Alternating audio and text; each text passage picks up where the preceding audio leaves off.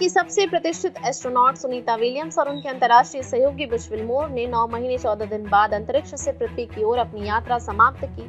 उनके साथ crew 9 mission के 2 और एस्ट्रोनॉट्स अमेरिका के निक हेग और रूस के अलेक्सांद्र गोरबुनोव भी थे। ये सभी एस्ट्रोनॉट्स 18 मार्च 2025 को इंटरनेशनल स्पेस स्टेशन ISS से रवाना हुए थे और 19 मार्च की सुबह भारतीय समय अनुसार 3:27 पर फ्लोरिडा के तट पर ड्रैगन स्पेसक्राफ्ट में लैंड कर गए। इस मिशन ने अंतरिक्ष यात्रा और मानव जीवन की सहनशक्ति की नई मिसाल स्थापित की है। चारों एस्ट्रोनॉट्स की वापसी को अंतरिक्ष विज्ञान और अंतर्राष्ट्रीय सहयोग के एक महत्वपूर्ण मोड़ के रूप में देखा जा रहा है।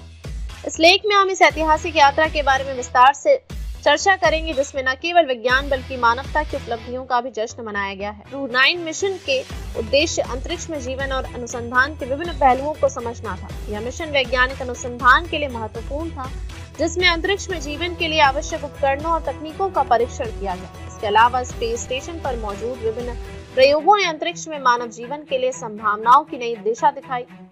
सुनीता विलियम्स, जो भारतीय मूल की अमेरिकी एस्ट्रोनॉट है, का यह अंतरिक्ष में उनका दूसरा मिशन था। वह इस मिशन से पहले भी 2006 में अंतरिक्ष में जा चुकी थी और उनके पास अंतरिक्ष में बिताए गए सबसे लंबे समय का रिकॉर्ड है। उनकी मेहनत और समर्पण ने उन्हें न केवल एक आदर्श बना दिया बल्कि अंतरिक्ष विज्ञान में भी महत्वपूर्ण योगदान दिया है। स्पेसक्राफ्ट के धरती के वायुमंडल में प्रवेश करने के बाद इसका तापमान 1650 डिग्री सेल्सियस से भी ज्यादा हो गया था।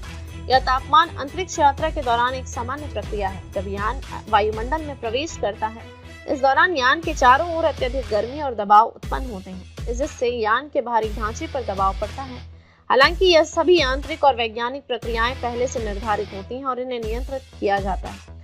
इस तापमान की स्थिति में 7 मिनट का एक कम्युनिकेशन ब्लैक आउट भी देखा गया, जिसका अर्थ था कि यान से पृथ्वी पर किसी भी प्रकार का संपर्क नहीं हो पा रहा था। यह स्थिति अंतरिक्ष यात्रा के दौरान अक्सर उत्पन्न होती है, जब यान वायुमंडल में प्रवेश करता है और रेडियो सिग्नल बाधित होते हैं। हालांकि यह समय बहुत ही तनावपूर्ण होता है, क्योंकि स्पेसक्राफ्ट में मौजूद एस्ट्रोनॉट्स और नियंत्रण कक्ष के बीच संपर्क नहीं हो पाता। यह ब्लैकआउट हालांकि कुछ ही मिनटों तक चला, लेकिन जब फिर से संपर्क हुआ तो यह अंतरिक्ष विज्ञान के लिए एक महत्वपूर्ण क्षण था।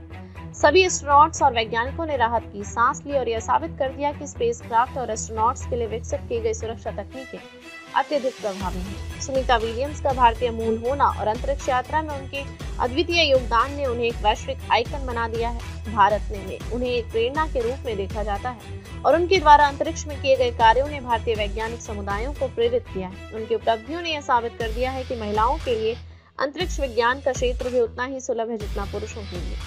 भारत में इस मिशन की बड़ी चर्चा हो रही है और युवा पीढ़ी के लिए यह एक प्रेरणा बन गया है। सुनीता विलियम्स की यात्रा ने भारतीय अंतरिक्ष अनुसंधान और विज्ञान के क्षेत्र में भी नए मानक स्थापित किए हैं।